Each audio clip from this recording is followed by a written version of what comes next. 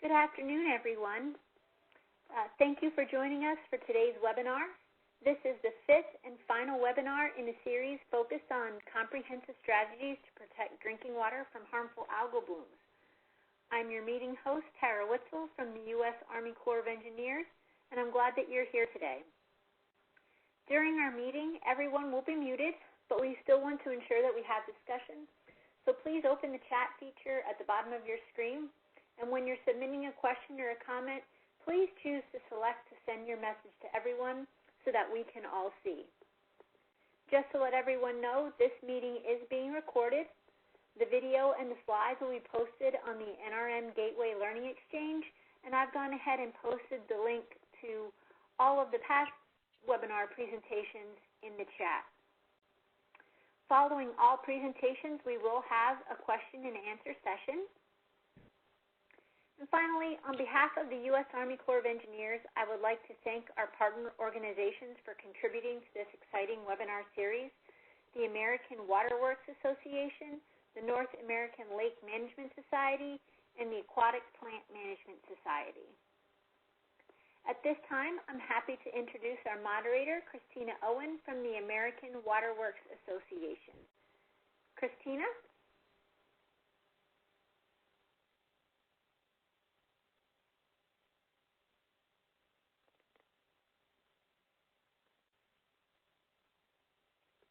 Christina, if you can hear us, you are still on mute. Sorry. Okay, so much better now. Yes. So this final webinar focuses on utility perspective from the intake to the tap. Our first speaker today is Ms. Tricia Kilgore. She's a PE and the Director of Technology and Innovation at Beaufort Jasper Water and Sewer Authority in South Carolina. She's worked for water and wastewater utilities for 20 years, starting as a state regulator and then as an engineering consultant before joining the utility side in 2008. At Beaufort Jasper, Tricia has worked as a capital projects manager and the director of treatment operations. She has engineering degrees from Virginia Tech and Loughborough University in the UK.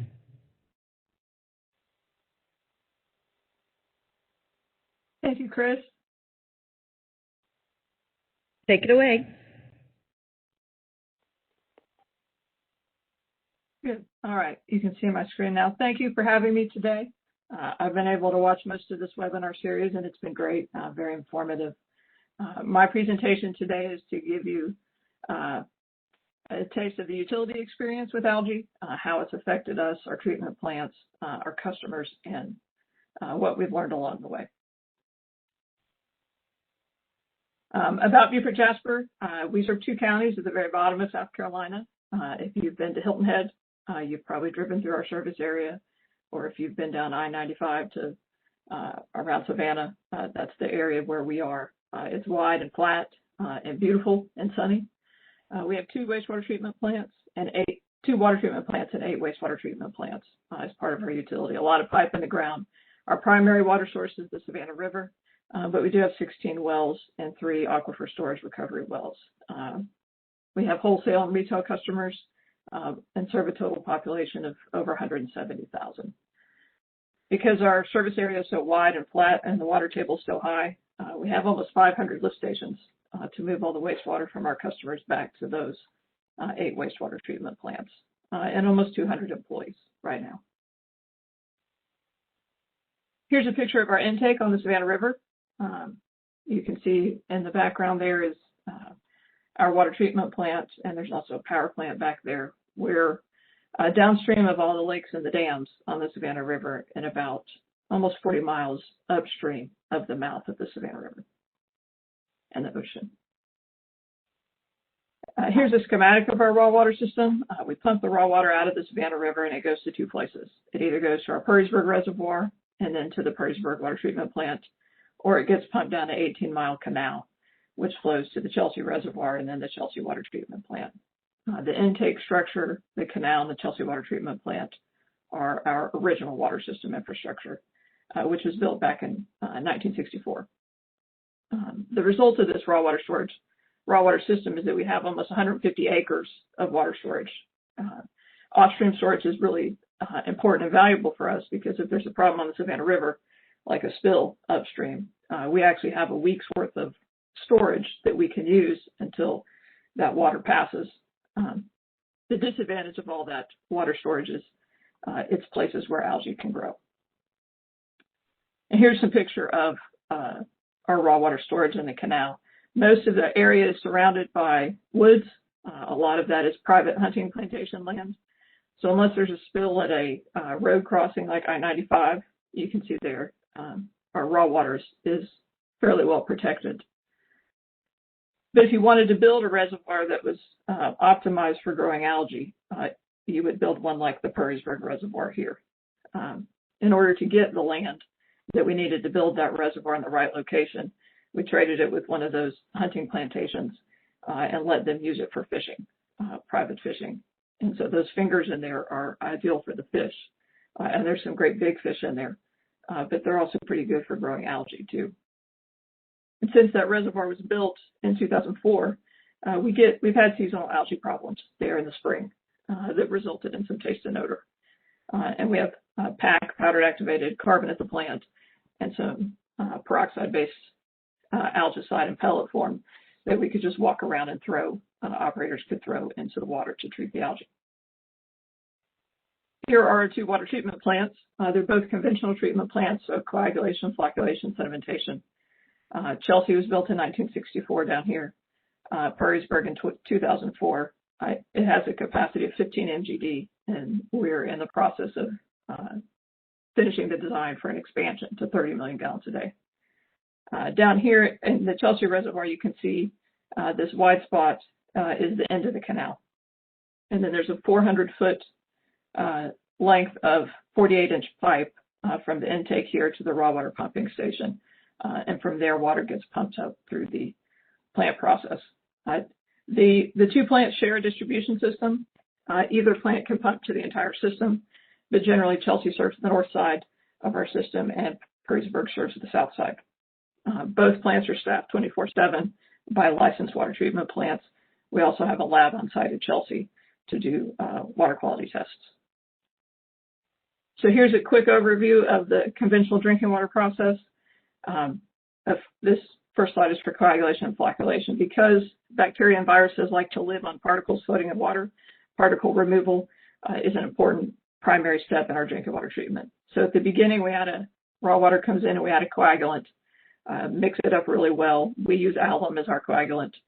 And what that does is neutralize the charge on the particles. If you've ever looked through a beam of light and seen the dust floating in it, well, there's particles like that floating in water too. So we neutralize the charge, slow it down as the water goes through the 4 stages of flocculation. That water gets very gently mixed. Those particles, because they're not repelling in each other because the charge is neutralized, they'll start to collide and form into bigger chunks. We add a little polymer there at the end to help with that. Once the flock is formed right here, we get into a nice quiet sedimentation basin and gravity pulls most of those particles out. And you can see in the picture on the bottom kind of the cloud in the water as the particles settle out. So when the water comes in, the turbidity level is about 30 or 40, about 20 or 30 NTUs. And when it comes out of the sedimentation basins, it's less than 1. So we do a lot of turbidity removal here through this process. So once we've done that and lightened up the load on the water, we filter it. Our filters have anthracite and sand and strain out a lot of those particles that could contain all those pathogens. And what comes out of the filters is usually less than 0.1 NTU. So that's a significant reduction from the 20 or 30 that we started. We clean the filters by backwashing them, reversing the flow and speeding up the flow. Then after filtration, we disinfect the water, and we have these tanks on site to give the chlorine plenty of time to react and adequately disinfect it. These tanks also help us with variations in daily demand. At the end, we adjust the pH. We add a corrosion inhibitor and a little bit of fluoride to make the dentist happy. So that's kind of an overview of the process at our plants. Now, we've seen a lot of good webinars on algae and how it works, so this is just a summary. This is the recipe for algae if you wanted to make it. We have nutrients and algae promoting conditions. Put the little sun in there because we have a lot of sunshine here. You can play golf 12 months a year. That can lead to algae or cyanobacteria blooms. The metabolites, the MIB, geosmin, cyanotoxins, and that leads to problems for customers, for regulations, for the process, for public health. Each step in this algae recipe is an opportunity to control it and a place where you can monitor it. In our experience, we deal mainly with nuisance algae that causes taste and odor, not cyanotoxins. We do monitor for cyanotoxins, but thankfully have not detected them. But bloom prevention and mitigation is the same, whether you're controlling for taste and odor or toxins. So we were used to our seasonal algae from Perrysburg in that reservoir, but then at Christmas, just before Christmas of 2013, before we all went on vacation and took time off at the end of the year, we got a few taste and odor calls from the north side of our system where Chelsea serves. And it turns out we had a winter algae bloom at Chelsea. We'd never had algae in the Chelsea Reservoir. We'd never had algae at Christmas. You're not supposed to have algae in the winter when it's cold. And so we weren't prepared. We weren't expecting it. In 30 years that reservoir had been in service, it hadn't had algae. So the algae, while we were on vacation, the algae bloomed. The algae acted faster than we did, and it got pretty bad. So January of 2014, the geosmin peaks about 300 parts. We sent samples to the lab in Jacksonville to measure it. We turned our powdered activated carbon feed, which neutralizes taste and odor usually, as high as it would go to 12 parts. Turned our basins black with all that carbon in it. It helps some. It'll get about 30 to 50 parts out, but not all of it. Also, powdered activated carbon is expensive. It costs about $1 a pound. So reluctantly, we made the decision to treat the reservoir, take it offline and treat it with copper sulfate. And we were reluctant to do that because copper sulfate is basically chemical warfare on the algae. And we're regulated for copper in our finished water. Also, our wastewater plants are regulated for metals. So if we add copper to the water, we have a potential for violating things on the other end. We hired a contractor with the boat and the chemicals and experience adding it. And we're used to adding chemicals to pipes, not chemicals to a water surface. But our contractor did a good job. If you add too much algicide, you get a fish kill, as you know. Because we waited so long, the cells were pretty old, and we lysed them even further, which released even more geosmin. So we actually kind of made it even worse than what we had.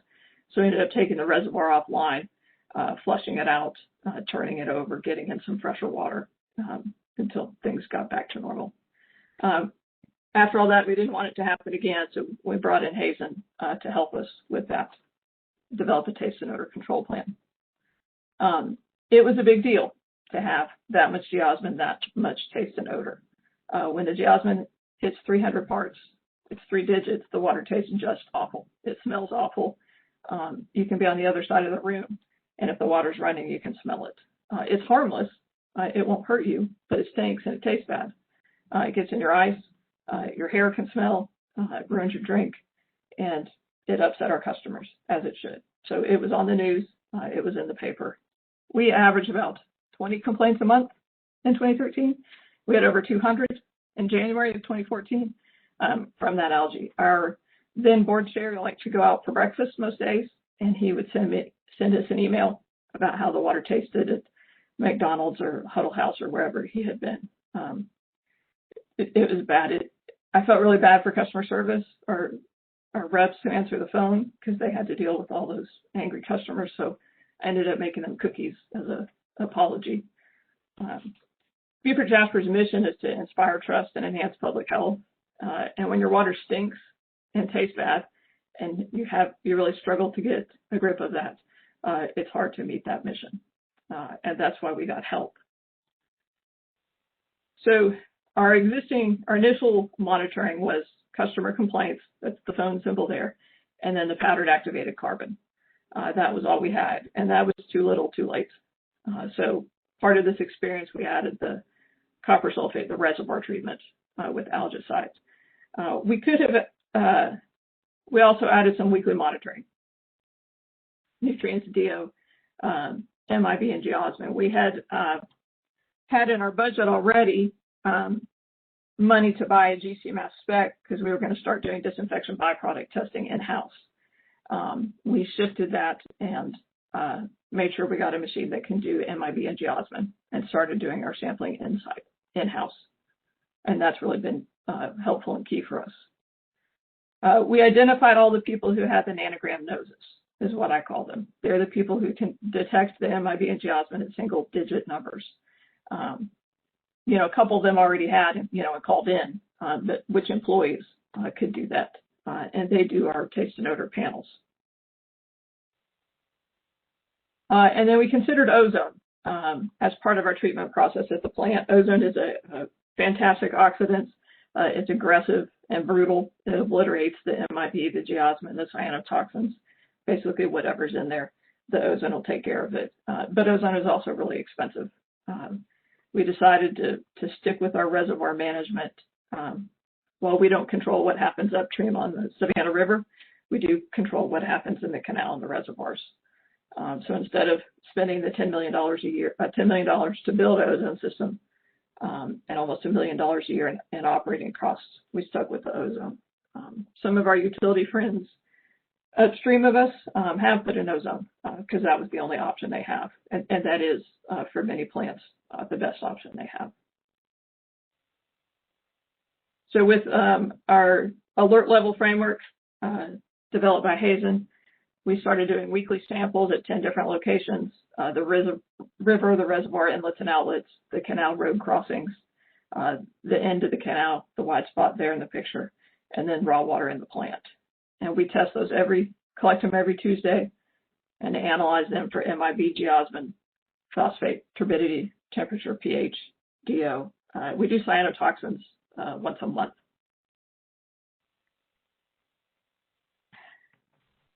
And that combination of monitoring, reservoir management, and PAC has been enough for us to prevent taste and odor. We learned from our mistakes from that Christmas algae. We still get about 5 or 6 blooms a year that require reservoir treatment. But what we found is that taste and odor is not the only problem that algae can cause at a water treatment plant. Shortly before Father's Day in 2017, the settled water turbidity started increasing slightly. Operators turned on the pre-chlorine into the raw water on Friday, and we spent the whole weekend at the plant fighting filter turbidity. These lines, the squiggly ones, are supposed to be flat. We almost lost the plant. I had our public affairs manager on the phone ready to issue a boil water advisory because one by one we were losing the filters. We were losing our capacity to treat the water.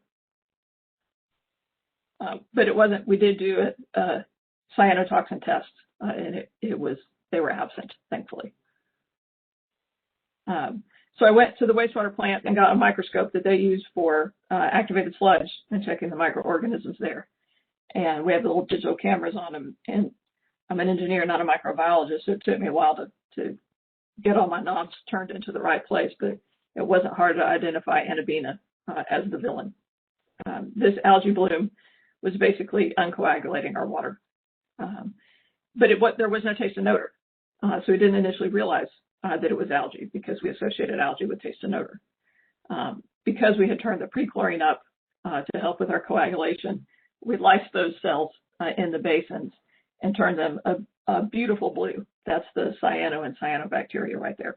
And thankfully at that point we didn't have taste and odor, or our basins would have got really stinky. And if we had toxins, those would have come out too. So we ended up doing a lot of jar tests. Our normal alum dose is about 30 parts per million, and we did a jar test like 20, 30, 40, 50. We ended up doing more jar tests and going all the way up to 100. And and 100 parts was what helped. Eric, who you'll hear from later, helps us with this. Turned the alum up to 110 parts, and that was enough to overcome whatever the algae was doing and recoagulate the water. We turned the reservoir off, treated the canal on Monday. So this started on Tuesday. We spent the weekend keeping the plant going, treated it on Monday, and we never had taste and odor. One of the reasons we missed this, if you go back to this picture of Chelsea, the raw water goes in here at the wide spot in the canal, under the road and through the yard to the raw water pump station. A raw water sample pump is in the raw water pump station. When we checked the pH in the raw water sample tab, it didn't change. But when we went out and took samples out here in the field, we were seeing that diurnal pH change that you get with algae. Well, once that water goes through that 48-inch pipe, it's dark in there. It's always night. And so we missed that pH swing there. So we had this algae. Algae can cause a process upset in the plant. The algae bloom may be in the plant, it may be in the reservoir, it may be upstream. It may just be the metabolites of the algae coming through causing a problem, or it may be algae itself in the plant. Either way, it can cause problems. Usually what algae does is clog filters. Those where the water goes over the weirs at the end of the sed basins, algae will grow there, and that kind of algae can clog the filters and shorten the runtime and increase turbidity. Shorter filter runtimes mean more backwashing and less efficiency out of your filters. Turbidity is also a regulatory and public health issue. If your turbidity goes up, the presence of pathogens probability increases. So our Father's Day algae uncoagulated the water. And that still happens about once or twice a year. We get a bloom with no taste or odor. We know now to do our DAR test up to 110 parts of alum. And we max out our alum pumps basically to coagulate all that organic material from the algae. Alum is our main treatment chemical. So if you triple the dose for a few weeks at a time, when this bloom happens, that costs some money. But the risk of losing coagulation is too great, so we spend the money. Sometimes we also see an increase in TOC when we see the algae that has the high coagulant demand.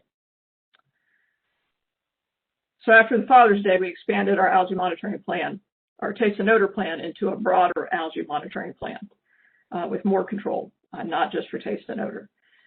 Eric ran cyanotox on our treatment plant, and you'll hear more about that from him. Our regular treatment process was adequate if we had detected cyanotoxins, so that was good news. We added chlorophyll and phycocyanid monitoring in the raw water. We used online analyzers and handheld analyzers to measure that. So things that are in place all the time that can detect a diurnal swing. And we're also handheld because we have the 18 miles of canal. We need to be able to measure in lots of different places. We also bought a flow cam, which is a very cool device for measuring, detecting different kinds of algae. And we did a little experiment with sonic devices. So here's the flow cam we bought in 2020. Different kinds of algae can cause different kinds of problems. So instead of spending hours at a microscope or hiring a microbiology, we bought the flow cam, and it shoots the different kinds of light through it, and the chlorophyll and the phycocyanid will fluoresce, and it can sort of pick out the algae, the green algae or the green-blue algae, out of all the other things that are in our raw water. And when you have a flow cam, it's not hard to tell if you have Anabaena, that's beaded bracelet-looking algae. These are pictures of our probes. The online probes, the handheld, they work the same.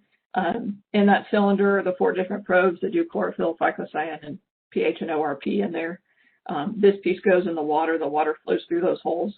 And then the signal goes up the cable to this tube, and it's got a little cell phone SIM card that will send that data. It sends it every 12 hours. that you can have it sent more or less frequently. So you don't need power out there. The battery's good for a few years, and all that data goes into the cloud. And this is what it looks like, the data. The handheld data we record in WIMS, which is our lab software, with the other weekly software, other weekly sampling that we do, and the online data we can check in the cloud. And you can see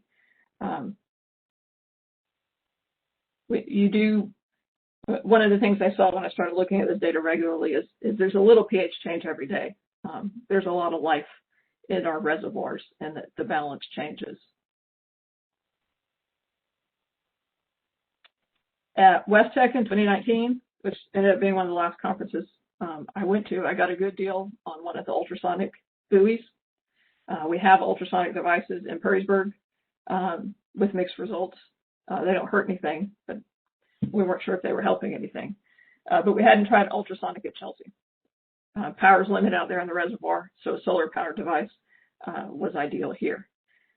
We put it in around Thanksgiving, and we did see a drop in chlorophyll for about 6 weeks, but then it came back, or different algae came in and took its space. I don't know. Some algae got killed off, but some things moved in. The biology is really complex, as you've seen in the other webinars.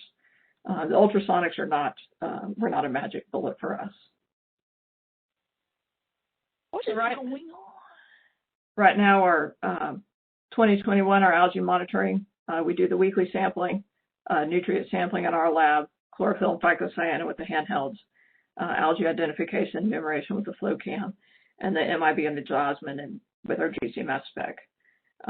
We have real-time locations and monthly cyanotoxin testing. The GC mass spec to do MIB and Geosmin in-house, it has really been probably the most important data. That's definitely our trigger. When we see those numbers changing, that triggers action on our plant, our parts. We control taste and odor with PAC, 10 or 20 parts of MIB or Geosmin, we can control it with PAC. We know now about jar testing. We have copper sulfate for the reservoir sonics. We're exploring doing some using biology to help us with the biology, and that's constructed wetlands where plants would take up some of that nutrients and also provide some shade. I looked briefly at floating solar panels, which would block light, which could help with algae control. That many panels as big as our reservoirs are would cost a lot. And because of the regulations on net metering and solar in our state, it wouldn't be financially feasible. We wouldn't be able to sell back the excess because of where the services were. So some of the things experience has taught us is the sooner you detect the algae, the better. Find it and deal with it quickly. Don't make it worse. Algae can cause a variety of problems. Our first bloom was in 2014, before Toledo, before HABs, harmful algal blooms, became more well known. These are things we sort of learned the hard way, but algae can cause a variety of problems, so deal with them quickly. The biology matters, what kind of algae, where you are in the bloom cycle. The sample location matters. pH in one place is not the same as pH in another place. Jar tests are critical in a water plant for process control. Another thing is get wipers on the probes. If you have online probes in the water, that the funk builds up on them pretty quick. And also one last thing, and this is particular to our area, to the coast or southern coast, is let's watch out for alligators. I had an algae probe in the Perrysburg Reservoir, and it disappeared. And there was a pool noodle around that wire. It was bright. I think the alligator got curious and bit it off. This is the wide spot at the end of the canal. That's our Chelsea plant back there. This guy lives in that wide spot. I see him anytime I go out there to check the probes. We don't talk. He just jumps back in the water and swims away. But those are things for us to watch out for. So that's what I have. That's our experience with algae, and we'll have some questions at the end if you have any. Well, thank you, Trish. Thank you for a great description of what can happen to a utility with algae. So moving on, our next speaker is Dr. Eric Rosenfeld. He received his master's and doctorate from Duke University in 2003 and 2007. During his time at Duke, he researched advanced oxidation of emerging contaminants. After graduation, he went on to work as an assistant professor of civil and environmental engineering at the University of Massachusetts at Amherst. Currently, he is the director of drinking water process technologies at Hazen and Sawyer. So please welcome Eric and take it away. Thanks, Chris. We'll work on getting my presentation here.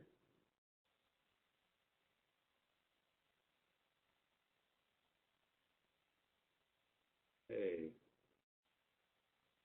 Thank you, everyone, for the opportunity to speak today. I really appreciate the chance to join Tricia and join all of the speakers that have been involved with this seminar series. It's been fantastic, and I just feel very honored to be able to be involved in this. Tricia made mention of a few of our fun projects. It's really great to be able to work with folks like those at Beaufort Jasper that are really engaged and interested in solving these problems and looking at it holistically. It's just we learn so much from these, and I'm looking forward to speaking today on one piece of that, which is more the in-plant treatment options for cyanotoxins. So I'm going to speak through to this agenda. I've just got a couple of developments on some recent events of concern. Some are a little more historical, but algae blooms keep popping up and keep causing challenges. So there's some good developments to talk about, particularly on the treatment side of things. And then I can't speak about cyanotoxin control without at least a mention of a holistic approach to cyanotoxin risk. And there's really a reason for this. One being there are ways to technology your way out of these problems with advanced treatment at the water plant. But there's also a lot of operational strategies and monitoring strategies and basically everything Tricia talked about that can provide opportunities to break this cycle and really address cyanotoxins or taste and odor or other algometabolite challenges holistically through the reservoir system in the plants. But I'm going to focus today on treatment efficiency. I want to talk about a few treatment options and some research that we've been involved in looking at how these treatment options work for various cyanotoxins. And then I want to spend some time at the end talking about a tool that we helped develop through AWWA called the Hazen-Adams Cyanotox tool. And we're on version 3.0 of this. And we keep finding new and fun ways to update the tool. But I'm going to go through kind of generally how it works and how it was designed. And then I'm going to present just a few case studies for how we used this tool to evaluate different treatment risk scenarios for several clients. So speaking about a couple of cyanotoxin events of significance, I just want to qualify or start this off by describing where we are on the regulatory front. I'm sure everyone here has seen this graph before, but this is the graph that describes essentially the risk profile or the health advisory that EPA developed for cyanotoxins. This is an example for microcystin, and essentially it presents the health advisory as two levels in one. So for small children under the age of 6, the health advisory is set at 0.3 micrograms per liter. And then for older children, older than 6, and adults, that health advisory is set at 1.6 micrograms per liter. And it's that way for both microcystins and Cylindra spermopsin, this double or this two limit health advisory level. And that actually has worked out to cause a significant amount of confusion and challenges for utilities that have had to address these kind of challenges in their finished water. But generally, it sort of served as a de facto MCL in a lot of cases, at least in the court of public opinion, and it often defaults to this lower level for a lot of good reasons. My youngest child is 7, but until last year, he was younger than 6, and it was difficult for us to justify him only being able to drink water that had 0.3 microgram per liter of microcystin, but my second youngest child, who was 8 last year, could somehow be okay drinking to 1.6 micrograms per liter. So that kind of dichotomy causes some challenges and has sort of led to, as I mentioned, some de facto MCLs. Several states have taken, and particularly states that have dealt with harmful algal bloom challenges, have taken the lead sort of in developing numerical criteria. Particularly Ohio and Oregon have both adopted into their codes of drinking water regulations these health advisory levels as maximum contaminant limits. In addition, Ohio has also implemented limits for anatoxin A and saxitoxins as well. And both of these states, in addition to just having drinking water thresholds and drinking water limits, also require regular monitoring, typically biweekly monitoring of the raw water, with ways to trigger finished water monitoring and an additional more frequent monitoring if you find levels exceeding things like 0.3 ppb in the raw water. Most recently, California has developed some notification limits. Again, not only for microcystins and Cylindra spermopsin, but also for anatoxin A and saxitoxin. And there's some, their levels are more aggressive than the EPA health advisory levels.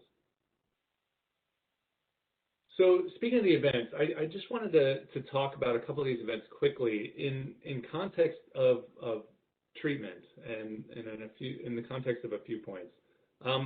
This is the satellite imagery of the western third of Lake Erie just before and during the famous microcystin event in Toledo, Ohio. So Toledo's right here in the bay here, and you can see how quickly, within 3-4 days, there was a massive algal bloom, which basically inundated their raw crib with cyanobacteria and led to very large numbers of microcystin in the raw. There's a couple of interesting things about this graph. This is the publicly available data from the Toledo, on the Ohio EPA website from the Toledo event. And you can see a few things. One, raw levels jumped all the way up to approximately 10 micrograms per liter, which is really high levels. And then finished water results were significantly reduced, at least 70% reduced in most cases. Compared to what was coming into the plant, there was significant reduction, but it was still rose to levels that were very much of concern, even though the health advisory levels were not yet. And this is what led ultimately to the do not use advisory. There's a couple of things to note. One, levels in the raw increased significantly prior to any levels being observed in the finished water. So that was one thing to note. So there was some efficacy in treatment that could handle a decent amount of microcystin coming into the plant. In addition, during the bloom, during the do not use advisory, when levels did jump up, there's a couple of interesting things to see here. One, when levels were at their highest in the finished water, they weren't necessarily at their highest in the raw water. So we were still on this climb, and the levels jumped up. Two, when Toledo recognized the challenges they were facing, they implemented some control measures, specifically added a significantly increased PAC, lowered pH and chlorination, and added some, I think also added some permanganate. But they were able to much better control microcystin levels at the finished water, even though they were still very high for some time after the do not use advisory was lifted. The second quick example I want to talk about is the Salem, Oregon example. Mentioned the two states, Ohio and Oregon, have taken the lead. Well, the Salem, Oregon was another do not drink advisory, and this one had an interesting angle, and it was a little bit, it became a challenge in part because of the 10-day nature of the health advisory. So the Salem, Oregon water plant started finding elevated levels of microcystins in the finished water and out in distribution, and issued a do not drink order on May 29th back in 2018. Then the levels reduced significantly, and there were a string of perhaps about a week almost of lower levels coming out of the plant and in distribution, so that do not drink advisory was lifted, and just as it was lifted, levels rose again in the raw and in the finished water. And so they had to reissue the do not drink advisory, which was a significant challenge, particularly as Tricia mentioned, many of our utilities, it's the mission to maintain the trust and to earn the trust of the population provide safe water for. And then finally, I wanted to talk about a very recent example, which happened in Florida, West Palm Beach, just the past few months. There was some levels of cylindrospermopsin, and for what I've seen, this is of interest to me because it's really the first project I've been involved in where cylindrospermopsin was the key algal toxin or cyanotoxin of concern. And over the beginning of May, there was some low-level detection of cylindrospermopsin, which quickly increased in the middle of May to levels exceeding 0.7 parts per billion. And if you remember, that's the low end of that health advisory level for sensitive populations in young children. Prudently, as directed to do so, they performed confirmation sampling during the period of May 19th and May 27th, and then finally, the health department,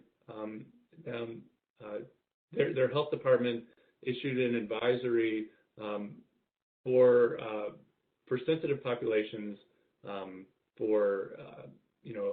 May 28th, warning them of the elevated levels of cylindrospermopsin in the finished water. The levels never increased above that higher level secondary, that higher health advisory level, but it did maintain for a little bit at that sort of between stages where sensitive populations could be affected. Some lessons from the previous events, particularly the Toledo, Ohio and Salem, Oregon, there was a lot of focus on holistic approaches, lots of focus on monitoring plans and reactionary treatment plans if levels of either algal, of either cyanobacteria or cyanotoxins started increasing. There was a lot of that holistic approach, but there was also a lot of technology at the water plants involved in these treatment solutions. So as these have worked out and are continuing to work when these events happen, they're often broken into short-term recommendations and longer-term recommendations. So the Toledo Blue Ribbon Panel developed short-term recommendations to improve monitoring and treatment strategies, to enhance the ability to feed PAC and permanganate. One of the big lessons is to define communication plans to both within the organization and between the organization and their population served, and then between the organization and the regulators. And then put some of this down on paper was sort of the short-term recommendations, develop those standard operating procedures. The long-term recommendations focused around potential ideas of protecting the intake from algal intrusion, reconsidering some of their treatment technologies. This had historically been a softening plant.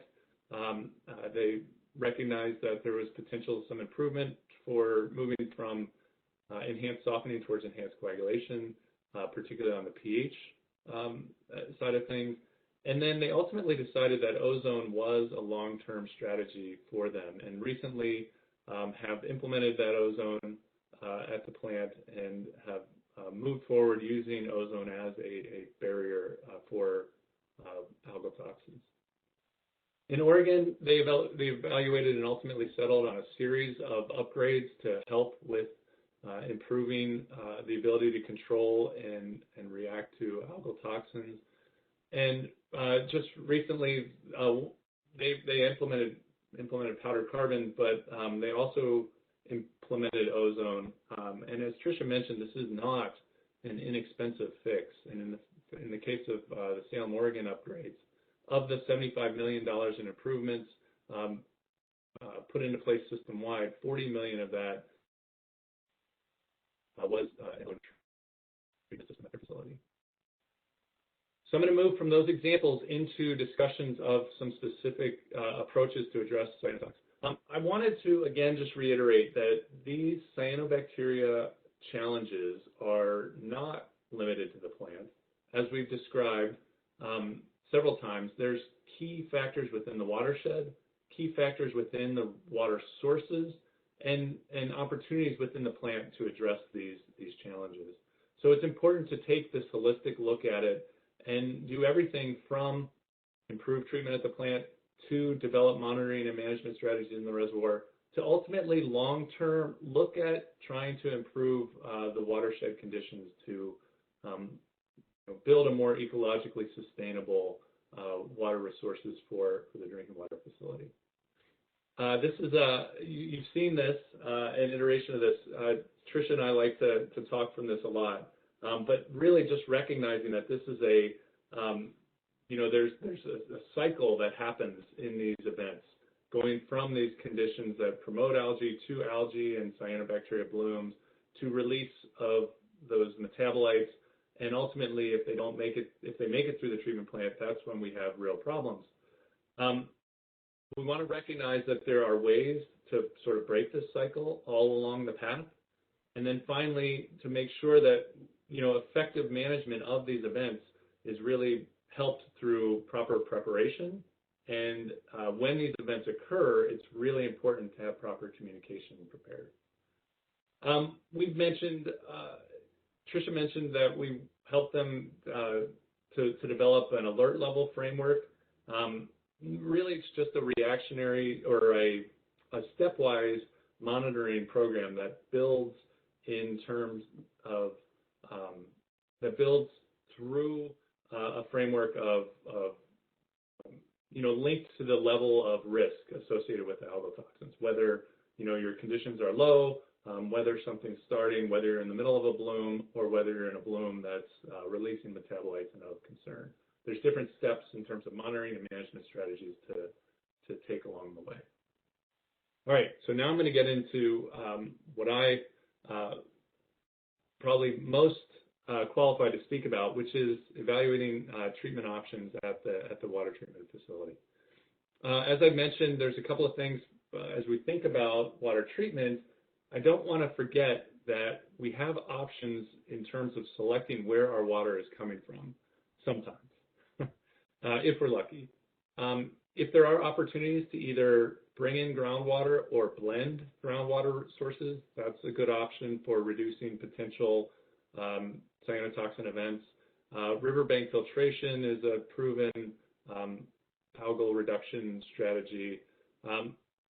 Some utilities are blessed with backup sources that are more flowing water, so river sources that they can switch to and potentially avoid for periods of algal blooms. While they manage algal blooms in a reservoir, they can switch to a more flowing water source. And then the one that's often there but not often used is this idea of multiple intake levels. So a lot of our reservoir intakes have multiple levels, and you can kind of run from the algae. But it's very important to understand where the cyanobacteria are. As I'm sure you've heard, these cyanobacteria are not necessarily floating all the time, and they end up hanging out by that hypolimnion. So it's important to make sure that you're not grabbing water from the middle of the bloom. And then, as EPA has suggested, and I think the industry agrees, the best way to address cyanotoxins that come into the plant in an intracellular form is to get them out before they get out of the cell. So these are algal toxins. They're produced by and stored within the algal cell, as shown on the left, and then under certain conditions, the algae will release these extracellular toxins. But another way to ensure that these toxins are released is to lyse the cells, right? So if we have the opportunity, if a significant number of these cells come into the facility bound and still in healthy cells, it's important to try your best to get them out before that toxin gets released into the extracellular, or those cells get lysed through an oxidation mechanism or some sort of disinfection process. There's lots of effective removal processes for getting rid of those cells. Things like traditional coagulation, flocculation, sedimentation. If it's done right, it can remove significant amounts of algal cells. Alternative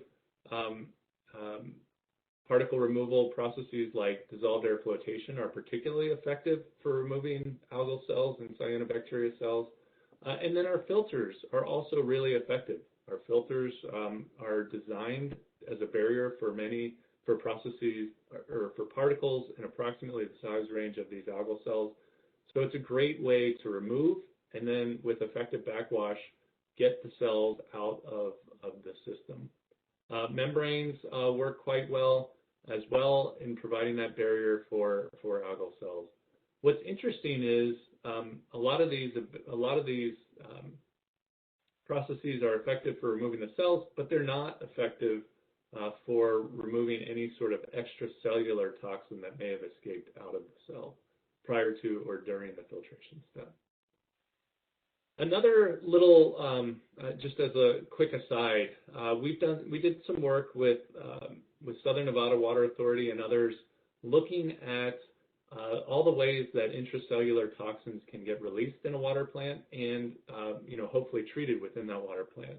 And one of the interesting ways we came across was this concept of a buildup of cells on a filter, particularly a biological filter that's not chlorinated, or potentially a low-level chlorinated filter, that as they build up can be damaged and slowly release some of those intracellular toxins into and through the filter media, thus passing them through the system that was supposed to remove them. This is a phenomenon that has been observed, and we did some work taking a look at slow release of these compounds of intracellular bound cyanotoxins over time that might be subjected to this sort of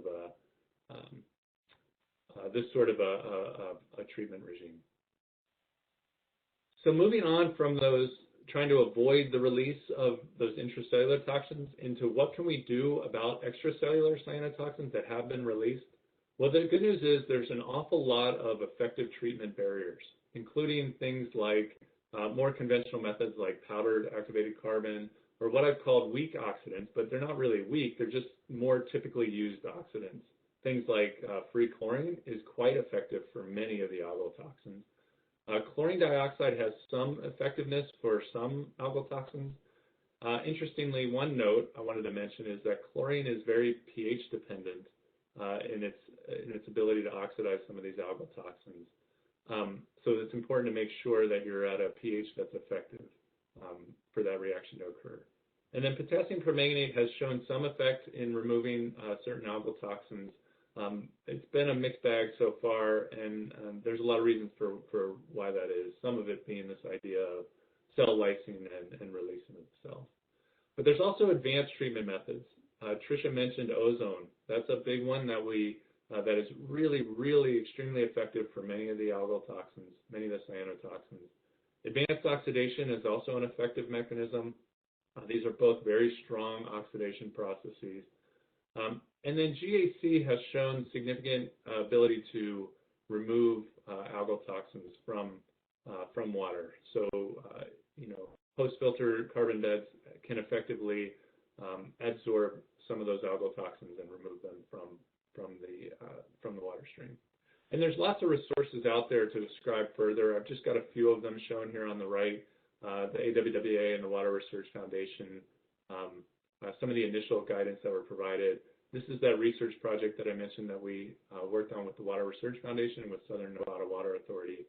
And then AWWA is completing the M57 manual to really talk about source-to-treatment approaches for algae management at water facilities. Some of the research that we've performed can be summarized like this, right? Free chlorine, I mentioned, is quite effective, so the green boxes are good in terms of treating various algal toxins. So we've got oxidants here on the left, algal toxins up here on the across the top, and then green is good, yellow is okay, and then red presents a challenge for oxidation. So as shown here, free chlorine is quite good for everything except for anatoxin. It is very pH dependent, so that's important to understand. Monochloramine is slow with many of these algal toxins. Chlorine dioxide is also quite slow and relatively ineffective for treating many of these algal toxins. Permanganate is effective for microcystins, less effective for others, and ozone is quite effective for almost all of them, with the possible exception of saxitoxin.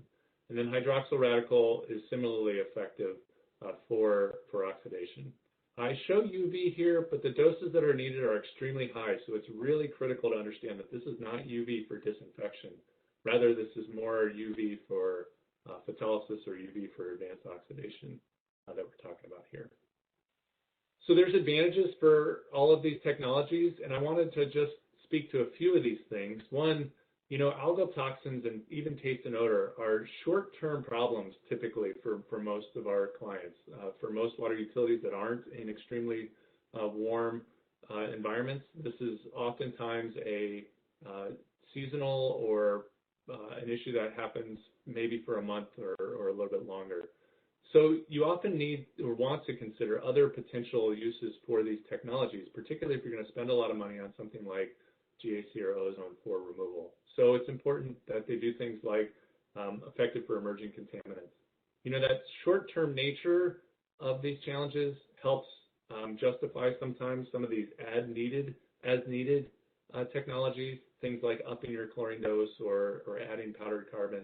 Those become really attractive. Again, they might be expensive and they might be challenging to use in the short term at higher levels or whatever, but they often can be implemented for those very short periods of time, and any sort of water quality implications or expenses can be handled because of the short nature of these events.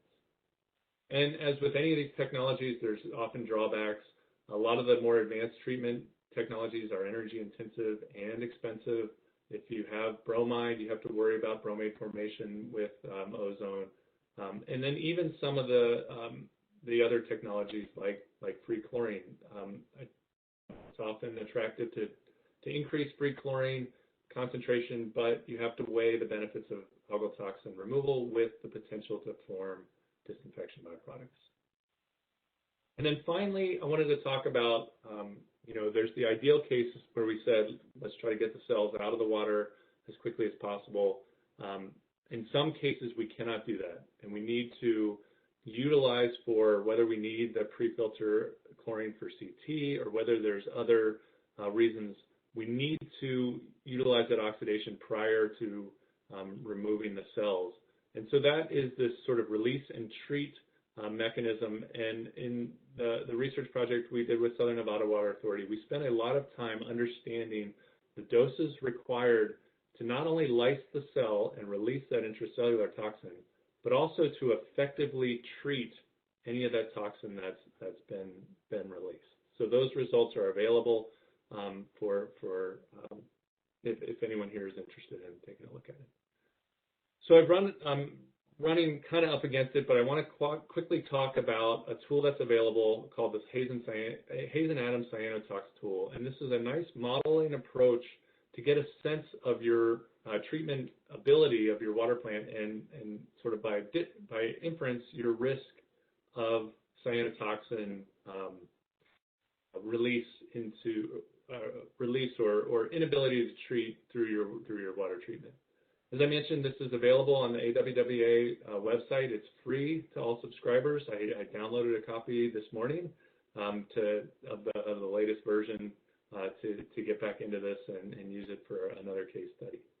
How the model works, it's pretty much, it's pretty easy. It's got some pull-down menus. You can select your cyanotoxins of interest from a drop-down list. You can input important system parameters like your pH and your water temperature. You can do things like input either your initial cyanotoxin concentration and or your final target. And the data provided gives you some nice opportunities to take a look at to use this, whether you want to know the initial concentration you can deal with effectively, or whether you have an initial concentration and want to know what your final concentration will be. And you can select your oxidant type and conditions, whether you want to use free chlorine, ozone, permanganate, monochloramine, or even chlorine dioxide.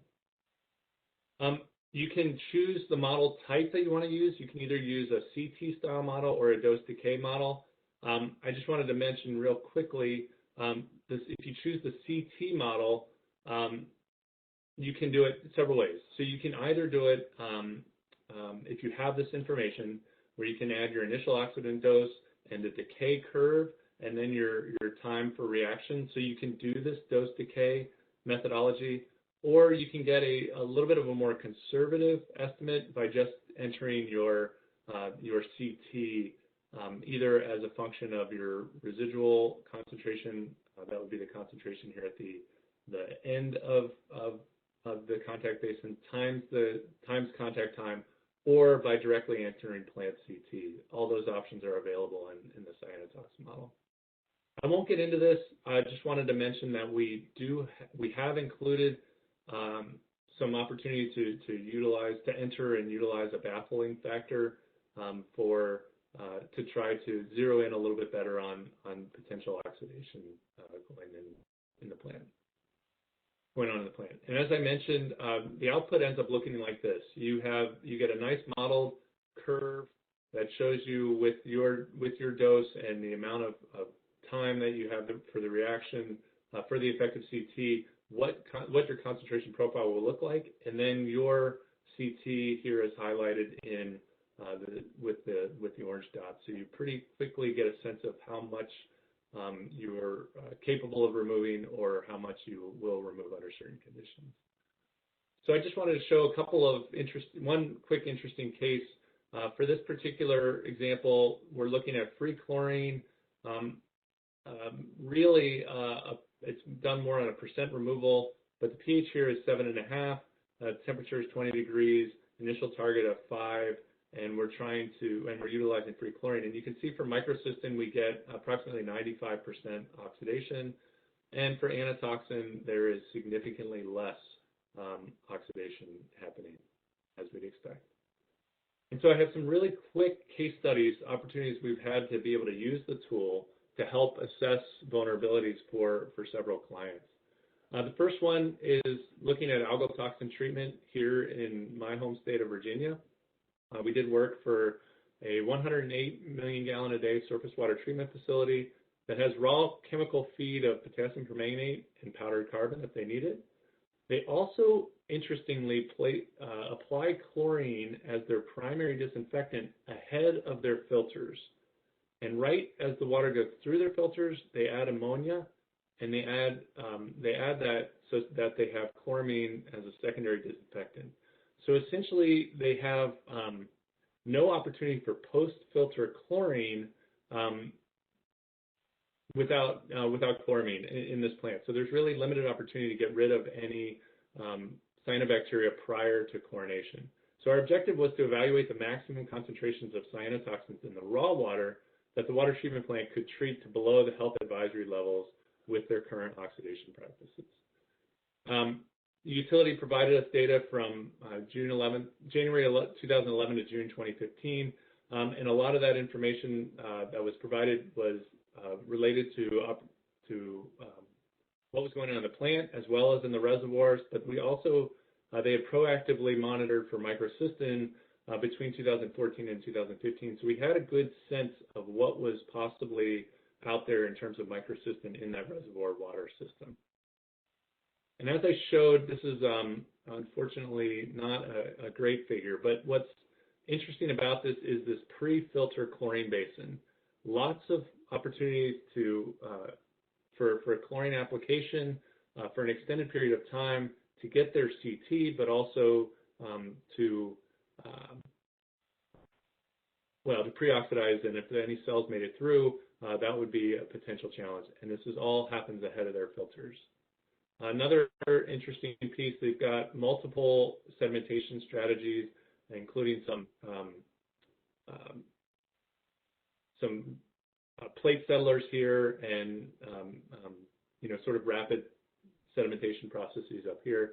And then they have some longer open sed basins, much larger down over here to the right of the facility. So what we did when we did cyanotox, with our goal was to achieve less than 0.3 micrograms per liter, or to make sure that we maintained a level less than 0.3 micrograms per liter of microcystin or 0.7 micrograms per liter of cylinders per spermopsin, utilizing chlorine under normal operating conditions. We saw that if they ran the plant the way they typically do, we could see up to 3.3 micrograms per liter in the raw water using that pre-filter chlorine, and this would be total intracellular and extracellular toxin before we potentially had a problem on the back end. If we did not, if we eliminated that pre-filter free chlorine for whatever reason, perhaps because we were afraid of oxidizing these, prior of oxidizing and lysing the cells, then we really could only see, we had really no effective treatment barrier for the algal toxins. And then if instead of eliminating the chlorine, we kind of went all in and utilized that entire chlorine contact basin and up the chlorine dose, we would be safe as long as, with greater than 1,000 micrograms per liter, greater than 1 milligram per liter in total cyanotoxins, intracellular and extracellular, and still achieve our goals. And we saw this kind of everywhere, with cylinders spermopsin as well. And we also thought about those sedimentation basins being potential sources of algae. So we were able to suggest that under certain flow regimes, we could think about closing down some of those open sed basins and not utilize the water there, particularly if an algal bloom was occurring in the plant.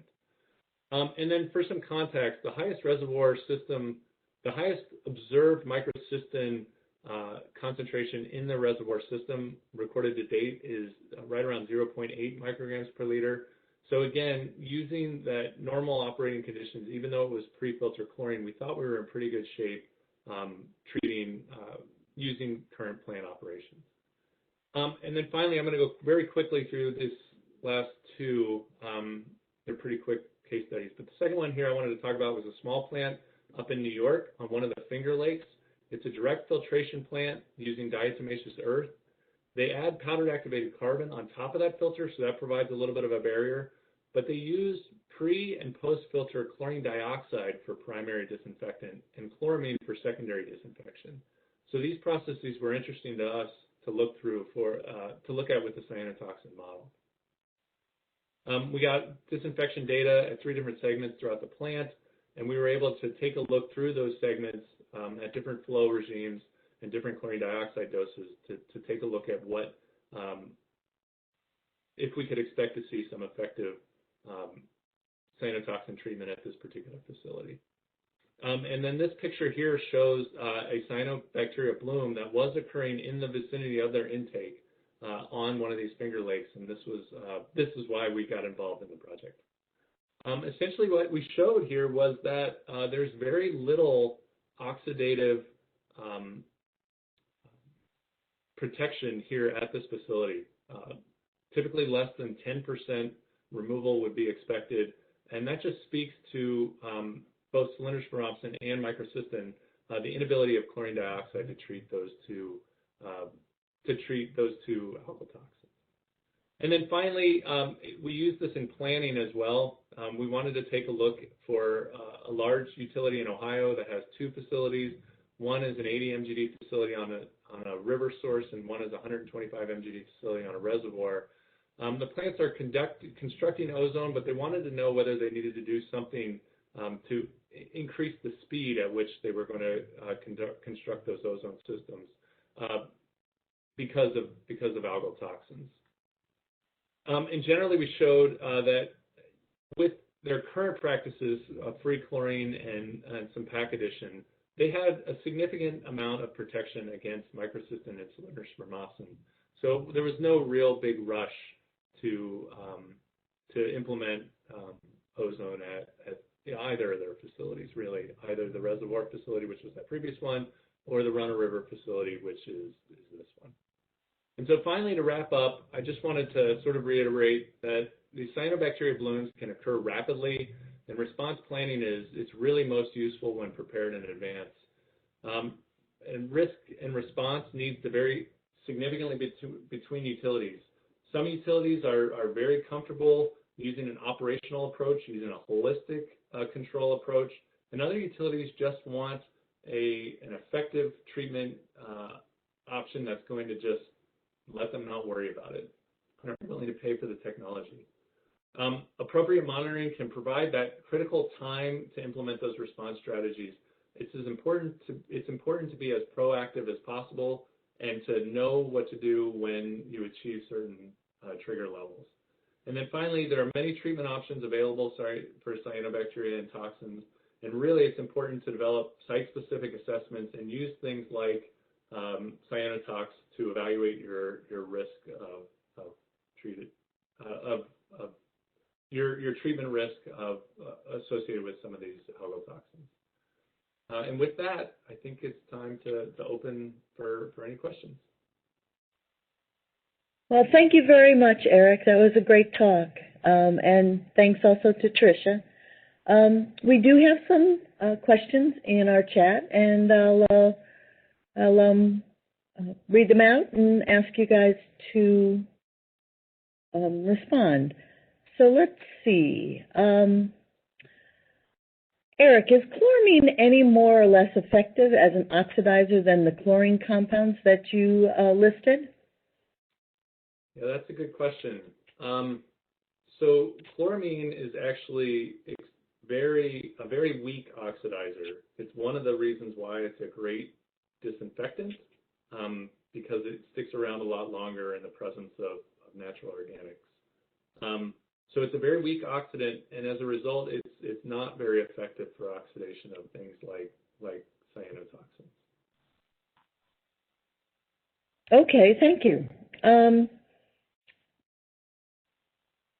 Both Trish and Eric, the question was directed at Beaufort Jasper, but Eric, you maybe with the experience of working with other plants, have you ever seen ferric sulfate or another coagulant used in place of alum, and was it more effective in managing algal toxin release or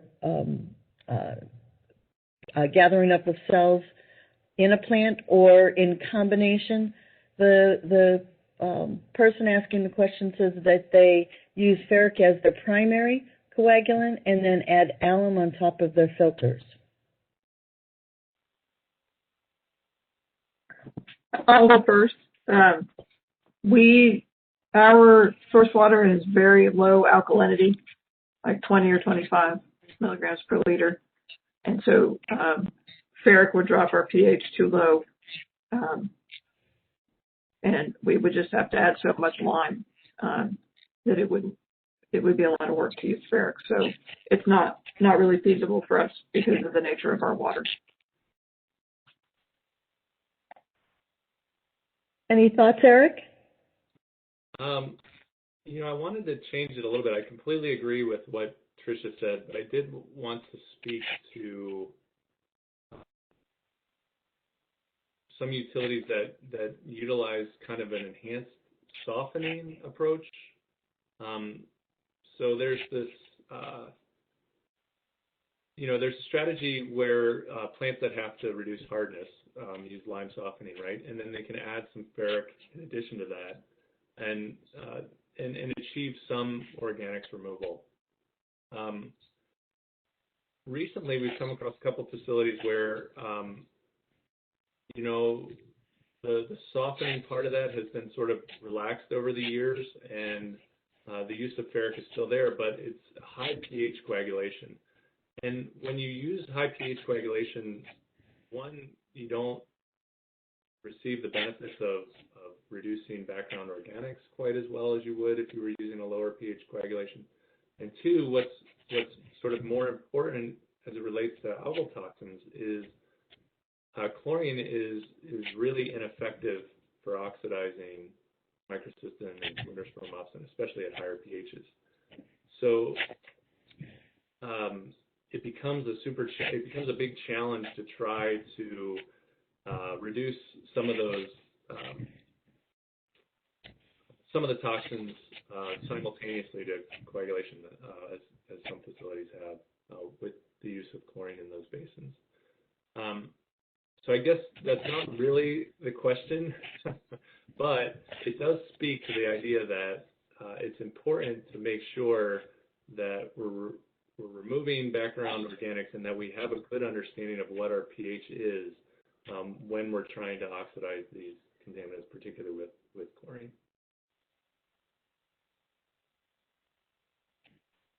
Thank you. Yeah, my experience with ferric sulfate is in highly colored waters, you're much more effective at organics removal when you're down in the 4.2 to 4.5 range. But as Trish points out, you need to have enough alkalinity to pull off that treatment. So, Trish, was there a large learning curve with the FlowCam in order to program it so that it accurately identified organisms? And does it give you a biovolume output? It does give you a calculated biovolume input, so it can do a sort of calculated cells per milliliter. The FlowCam makes a cyano version of the machine that's designed to do cyanobacteria, so it has the two frequencies to do the chlorophyll and the phycocyan, and they've been improving the software, and it is much easier to train than it was at the beginning when it first came out. It's also not that hard if you look at that collage to see, do I have diversity in my microorganisms? Is something dominating it? And particularly because Anabina is what vexes us, it's really easy to pick out whether you have machine learning or not, just visually. As you scroll through the collage, you can tell. Excellent. That is good to hear, because I know over the years a comment that I always ran into was that the FlowCam was great once you trained it. So that's excellent to hear the improvements. Are there any plans to perform studies on dihydroanatoxin? Dihydroanatoxin? I'm not familiar with that. Pardon? Easy for you to say, Chris. Clearly it wasn't easy. That's a question from Sergio Resendez. I'm not familiar with that algal toxin. Are you, Eric or Trish? No. Well, I'm going to say no, and I'm going to say that a quick Google search came up with very few responses for what that is. So I would argue that studies should be performed.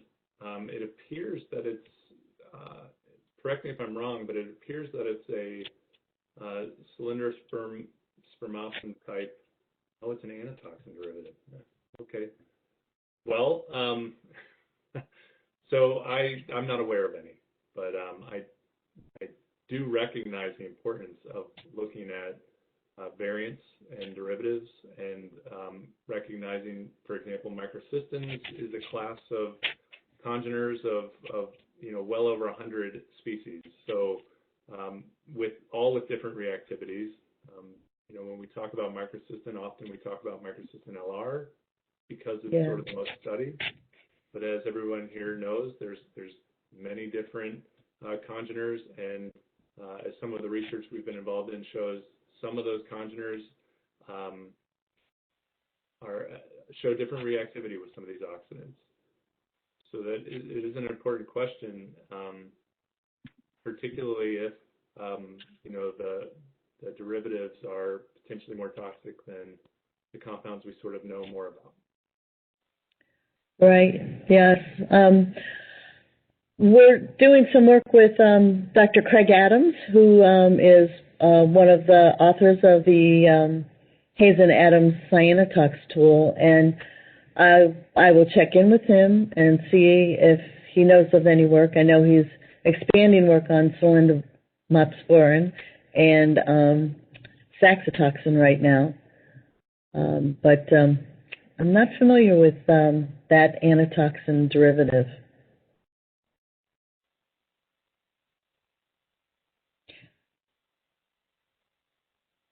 So, Eric, at what pH will chlorine best inactivate these algal toxins? Generally, lower is better. However, with cylindrospermopsin, we've found that there's sort of a peak oxidation around 7.5 to 8, below which you'll actually start seeing slight reductions in efficiency. Okay, thank you.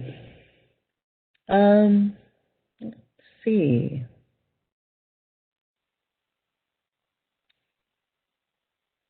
I'm not seeing any more. I'm not seeing any more questions come in.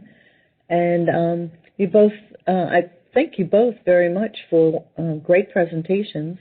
Any final thoughts for us?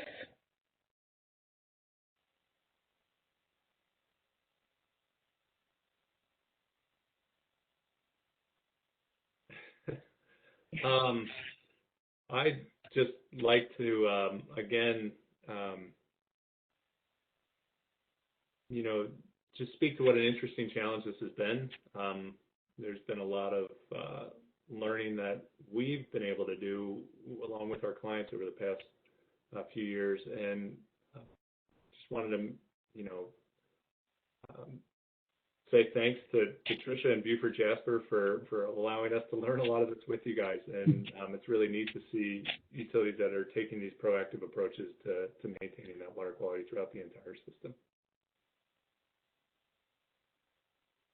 I second that. And I also, this just popped up on a private. One of the things about the sort of what may appear to be the slow nature of investigating the congeners and other algal toxins is simply that we don't have the neat product in order to set up oxidation experiments to even understand. One is because they are generally highly toxic, and two is your Fisher Scientific doesn't usually keep them on the shelves. So they're very specialty items. So that's one of the challenges that you see in trying to investigate the treatability and oxidation potentials for different oxidants with these algal toxins. So any thoughts, Trish, before we wrap up?